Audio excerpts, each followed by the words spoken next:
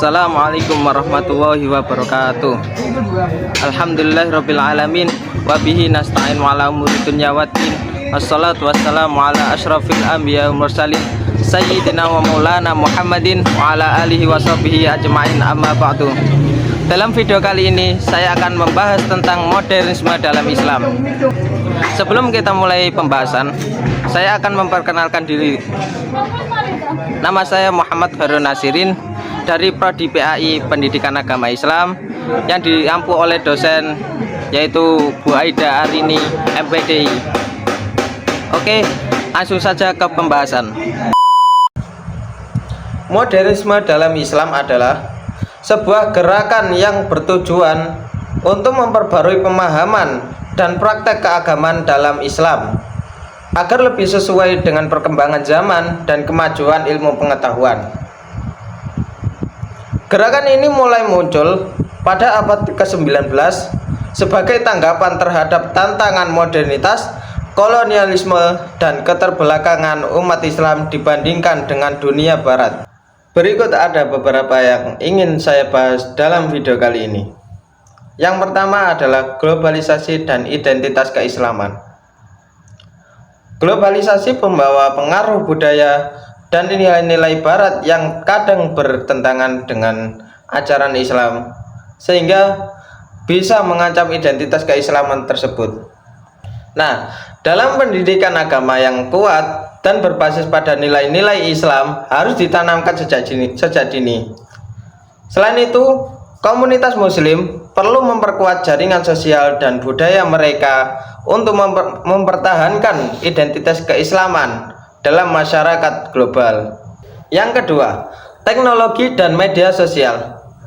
Dalam penggunaan media sosial dapat menyebarkan informasi palsu, konten tidak pantas, dan menyebabkan kecanduan digital. Dalam hal ini, literasi digital yang menekankan etika penggunaan teknologi sesuai dengan nilai-nilai Islam harus diperkuat. Para ulama dan tokoh agama perlu aktif memberikan bimbingan mengenai penggunaan media sosial yang bijak dan benar. Yang nomor 3, ekonomi dan keuangan. Dalam sistem konvensional seringkali bertentangan dengan prinsip-prinsip syariah yang seperti larangan riba. Dalam meningkatkan pengembangan dan pemahaman tentang sistem keuangan syariah seperti perbankan syariah, asuransi syariah atau takaful, dan investasi halal. Edukasi kepada masyarakat tentang pentingnya ekonomi syariah juga perlu ditingkatkan. Yang nomor 4, hak asasi manusia dan hukum Islam.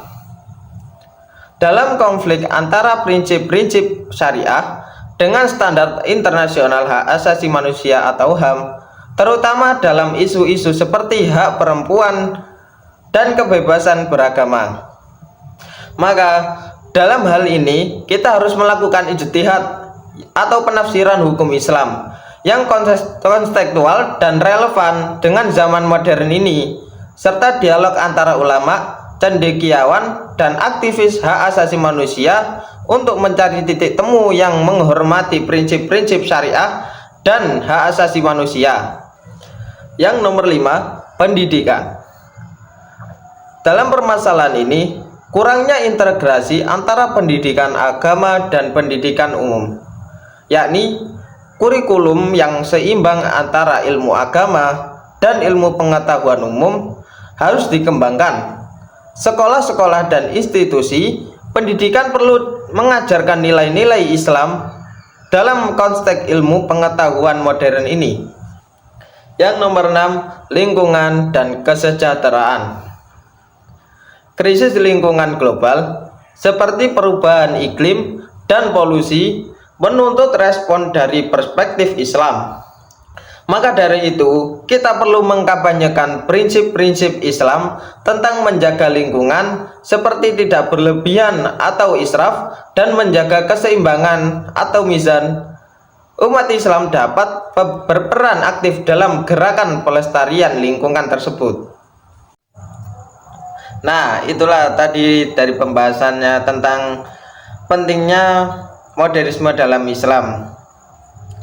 Dari pembahasan tadi, semoga kita bisa mendapatkan manfaat dan juga berkahnya.